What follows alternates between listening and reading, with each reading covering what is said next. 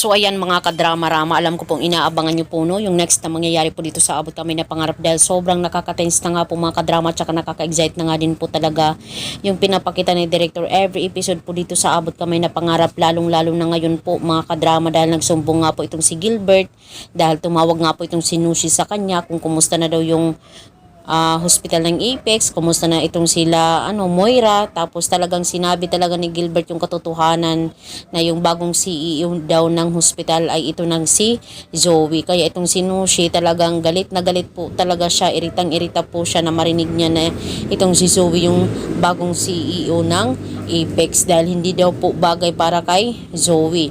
At alam naman po talaga natin mga kadrama, na alala nyo po ba nung time na yun na nag-uusap talaga itong si mama ni Nushi at saka siya na talagang ibibigay daw sa kanya yung 50% na shares ng Apex basta talaga gamitin lang ni Moira yung kanyang pangalan, yung kanyang identity, basta hindi lang po niya sabihin talaga yung katotohanan. So ngayon mga kadrama, nung time na nalaman ni Nushi dito kay Gilbert na talagang inaangkin na talaga nila Moira yung shares dito sa Apex, ay talagang nagmadali po itong si Nushi na umuwi po talaga dito sa Pilipinas, or I think nasa Davao lang siya, ganyan, 'di ba? Kasi sabi naman ng mama niya dati na may hacienda po talaga sila doon.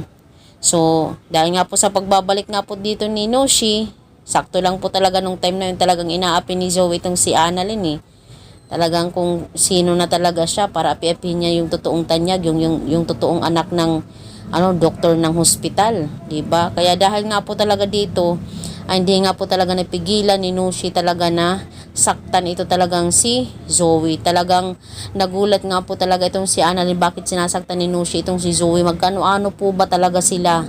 Kasi dati hindi naman talaga sinabi ni Nushi yung buong pagkakakilanlan ng kanyang pagkatao dito kay kina Lynette. Di ba alam naman po natin mga kadrama na noon itong si Lynette ay talagang pinapaimbestigahan niya itong si Nushi kung magkano-ano po ba talaga ito nila Morgana at saka yung kanyang mama. Sana nga po mga kadrama dahil dito ay malalaman na talaga nila yung katotohanan. Diba? Sasabihin dito ni Nushi na inubos niyo ang pasensya ko, pati shares na bigay ni mama inangkin nyo. Hindi man lang kayo nagpasabi sa akin. Malalaman ko pa sa ibang tao.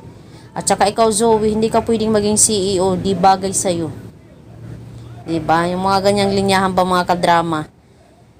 At ngayong dumating na talaga itong si Nushi, wala na talagang makakapag-api talaga dito kina Annalyn mga kadrama. Ito rin talaga yung kagandahan pagdating ng ending dito sa Abot Kamay na Pangarap. Diba?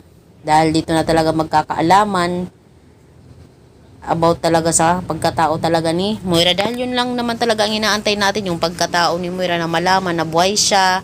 Saka itong si Zoe, malaman din talaga na siya yung naging dahil ng pagkamatay ni Lolo Pepe.